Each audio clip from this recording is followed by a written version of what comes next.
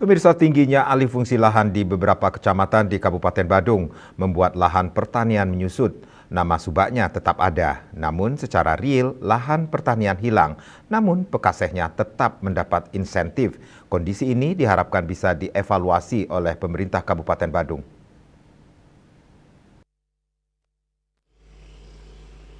Anggota Komisi 3 DPRD Badung, Wayan Sandre, ketika ditemui tim liputan Bali TV pada Selasa 21 Juli 2026 menyatakan kegelisahannya terkait kondisi subak di Kabupaten Badung. Di beberapa wilayah, subak sudah hilang, bahkan pura subaknya sudah digingsir atau dipindah ke tempat lain. Namun di sisi lain, para pekaseh dan pangliman tetap menerima insentif dari pemerintah Kabupaten Badung yang cukup besar, yang bisa mencapai 5 miliar setahun untuk 1.000 lebih pekaseh di Kabupaten Badung. Wayan Sandre meminta Pemkab Badung menyusun SOP dan topoksi serta membentuk tim pengawas yang jelas bagi pekaseh karena selama ini hal tersebut tidak ada. Para pekaseh tersebut menerima insentif sudah sewajarnya, mereka juga diawasi kinerjanya. Salah satunya dalam merawat saluran irigasi agar tetap bersih dan lancar. 1.000 lebih pekaseh di Badung ini adalah aset yang sangat produktif untuk menjaga kebersihan saluran irigasi. Bahkan, ia juga mendorong Pemkab Badung meningkatkan insentif bagi pekaseh yang bekerja dengan baik.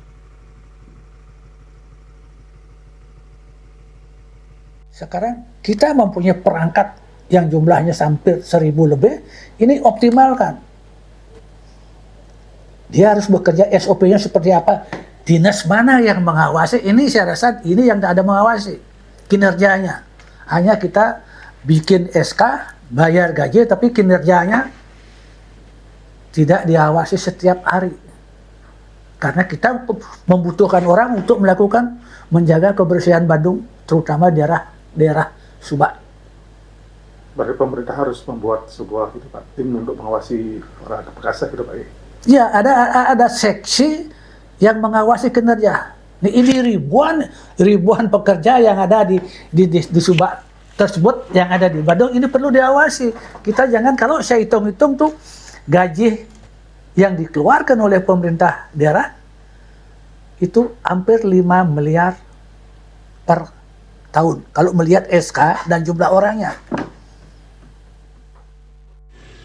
Wayan Sandre mendorong Pemkab Badung menyusun SOP khusus dalam rangka mengoptimalisasi kinerja pekaseh, memperjelas tupoksi, membuatkan sistem regenerasi yang demokratis, dan memperjelas batas umur pekaseh yang selama ini aturannya tidak ada.